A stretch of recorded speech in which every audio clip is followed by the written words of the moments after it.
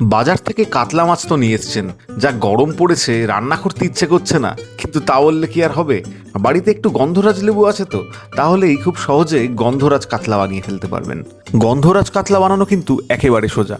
প্রথমে কাতলা মাছটাকে নুন, লেমন জেস্ট আর গন্ধরাজ লেবুর রস দিয়ে ভালো করে ম্যারিনেট করে নিন। এরপর একটা পাত্রে দই, কাজু বাটা, কুচনো কাঁচা লঙ্কা ভালো করে ব্লেন্ড করে নিন। এটা কিন্তু রান্নায় পরে কাজে লাগবে। এরপর একটা পাত্রে সর্ষের তেল গরম করে মাছগুলোকে ভেজে নিন। মাছটা একটু ভাজা হয়ে গেলে তাতে নুন, চিনি আর ওই মিশ্রণটা দিয়ে মিনিট 10 মতো ঢেকে রাখতে হবে। ব্যাস, আপনার রান্না কিন্তু প্রায় তৈরি। আগেই তো বলেছিলাম এই রান্নাটা করা ভীষণ সহজ। এখন ছোট ছোট কয়েকটা কাজ বাকি আছে।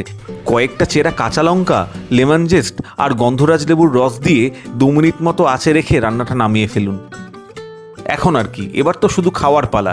খেয়ে দেখুন আপনার বানানো গন্ধরাজ কাতলা কেমন হলো খেতে।